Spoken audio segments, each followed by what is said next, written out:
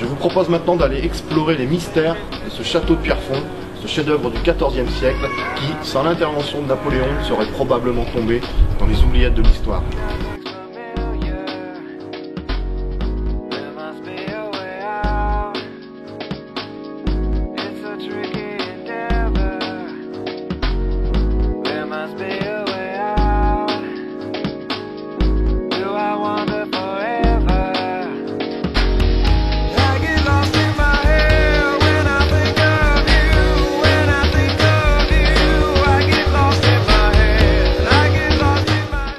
Si c'est Napoléon Ier qui a racheté en 1810 la ruine du château de Pierrefonds, c'est en revanche à son neveu Napoléon III que l'on doit sa restauration.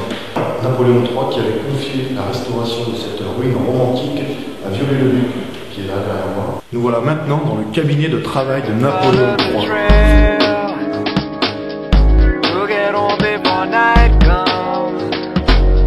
Ce qui est surtout notable dans ce cabinet, hormis son austérité, ça se trouve derrière moi, je voudrais attirer votre attention dessus. C'est là, sur la cheminée.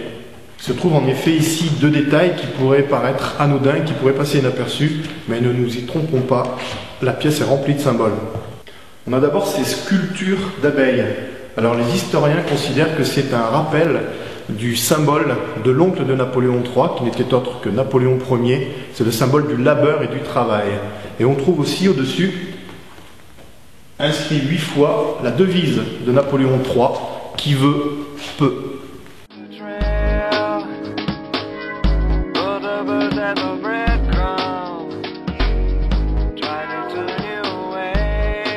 Venez, suivez-moi, je vous emmène maintenant dans la salle d'épreuve.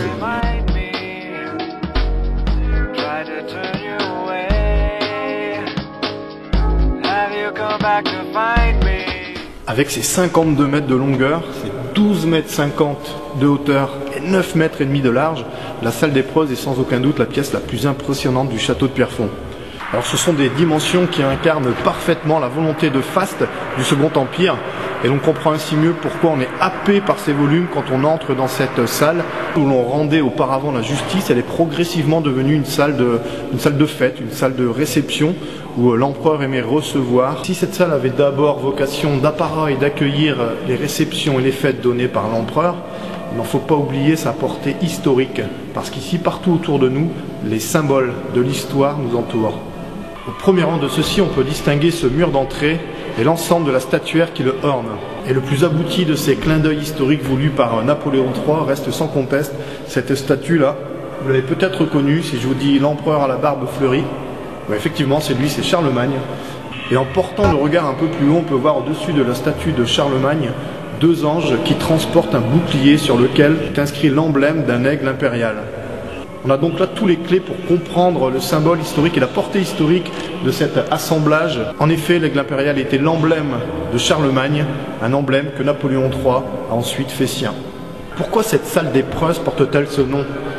Eh bien la réponse elle est juste là, derrière moi, au-dessus de ces deux monumentales cheminées.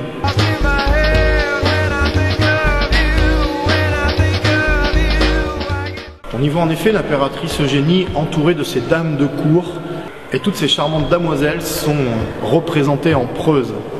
Les preuses, c'était l'incarnation, la figure de l'idéal chevaleresque. Et d'ailleurs, notre époque porte encore une expression que l'on connaît tous et qui est tirée de cette représentation de l'idéal chevaleresque, puisque vous connaissez tous cette expression pro-chevalier.